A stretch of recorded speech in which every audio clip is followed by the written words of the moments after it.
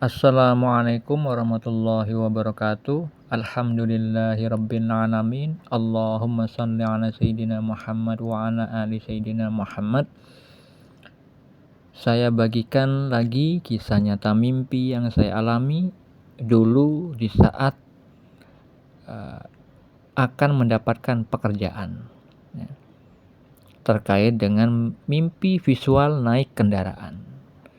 Mungkin ini akan menjadi suatu hasanah ilmu tentang mimpi bagi saudara-saudariku yang mungkin pernah bermimpi tentang kendaraan.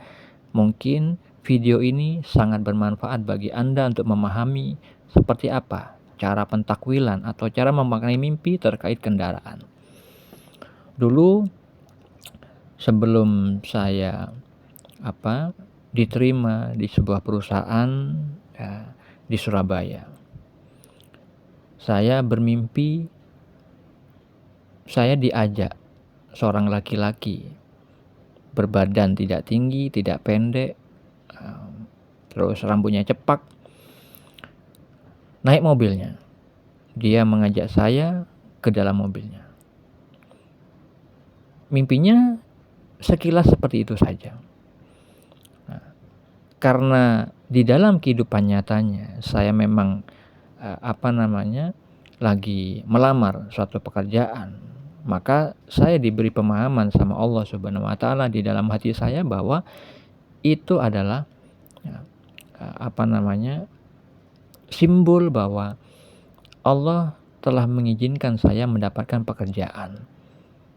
Yang mana kalau misalkan kita takwilkan atau maknai naik kendaraan itu adalah terkait dengan tanggung jawab atau bisa juga tentang pekerjaan. Karena di visual mimpi itu adalah orang lain yang mengajak saya masuk ke dalam mobilnya, berarti saya di bawah tanggung jawab orang yang mengajak ke dalam mobil itu, yaitu si pemilik mobil. Si pemilik mobil adalah simbol yang mewakili orang yang memiliki usaha. Sedangkan mobil itu adalah simbol perwakilan dari suatu perusahaan yang dia miliki. Saya masuk di situ. Saya diambil oleh beliau, diajak masuk ke dalam. Dan di dalam kehidupan nyatanya, saya diterima kerja oleh beliau. Memang badannya, postur tubuhnya seperti halnya yang saya alami di dalam mimpi. Orang Cina, badannya tidak tinggi, tidak pendek, tapi rambutnya cepak, sesuai mimpinya. Dan saya diterima tanpa tes di saat itu. Maka sesuai dengan visual mimpi yang saya alami. Jadi kalau misalkan Anda bermimpi tentang menyetir kendaraan, berarti Anda membawahi orang lain atau bertanggung jawab atas orang lain. Misalkan ada seorang teman pernah juga bertanya kepada saya, "Pak, saya bermimpi bersama bos. Bos saya itu nggak nyetirin itu mobil, saya yang nyetirin mobil. Jadi bos saya itu bersanding dengan saya di sebelahnya. Tapi kenapa kok bukan bos saya ya yang menyetiri, kok malah saya? Itu apa maknanya?" Maka saya katakan di saat itu, Anda diberikan suatu tanggung jawab, suatu pekerjaan oleh si bos. Karena Anda yang menyupiri mobil itu, Anda yang menguasai kendaraan itu, Anda yang mengendalikan kendaraan itu, dan bos bersama Anda di dalam mobil itu. Akhirnya dia menjawab, "Oh iya benar, pekerjaan itu sudah memang diserahkan kepada saya. Saya diberikan suatu proyek oleh bos." Nah itu dia, bos telah mempercayakan Anda atas suatu pekerjaan. Itu. Jadi bukan hanya suatu pekerjaan, di dalam menanggung posisi misalkan sebagai kepala keluarga di dalam kekeluargaan, itu juga bisa divisualkan dengan mobil. Misalkan saya dulu pernah ditakdirkan oleh Allah untuk membantu paman saya yang lagi dalam kesulitan dalam hal ekonomi. Jadi sebelum saya bermimpi tentang paman saya itu, saya berhubungan telepon dengan istrinya paman saya. Lalu istri paman saya mengabarkan bahwa paman saya sakit pinggangnya. Jadi jalannya itu, sudah agak bungkuk gitu. Terus, tidak bisa bekerja.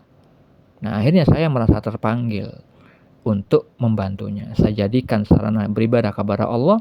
Akhirnya malamnya saya mimpi. Mimpinya bagaimana? Awalnya paman saya itu membonceng saya. Lalu ketika ada jalanan yang sempit, ya, susah dilalui, maka sayalah yang menggantikan, yang menyetiri motor tersebut. Akhirnya di mimpi itu, paman sayalah yang bonceng kepada saya. Saya yang mengendalikan motor tersebut, saya yang berada di depan, dan paman saya ada di belakang. Ya, saya yang menyetiri motor itu berhasil melalui jalanan yang sulit, jalanan yang kecil itu, lolos. Akhirnya selamatlah kita. Nah, terbukti dengan di dalam kehidupan nyata, ya, setelah saya dimampukan untuk membantu dalam hal materi kepada keluarga paman saya dan menambahkan untuk menganjurkan mengamalkan sholawat wahidiyah, ya Sayyidi ya Rasulullah. Ya, ya amalan sholawat pendek tapi sangat bermanfaat, menenteramkan hati, ya.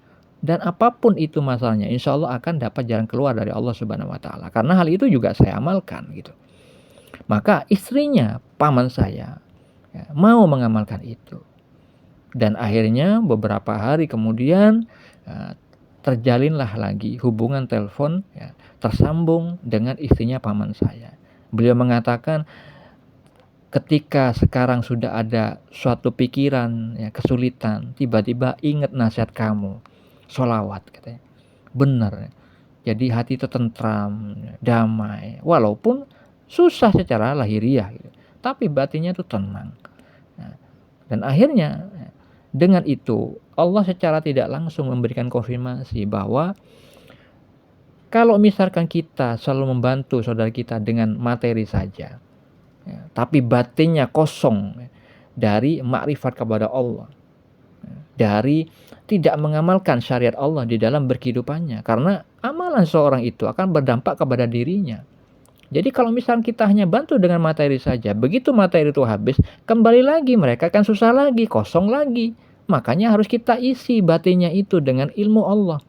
Ya, yang salah satunya adalah melihat tingkatan orang itu. Kalau itu orang itu memang jarang beribadah, maka kita beri amalan yang mudah diamalkan. Seperti hanya sholawat dengan sholawat yang pendek. Ya Sayyidi ya Rasulullah, wahai pemimpin, wahai Rasulullah.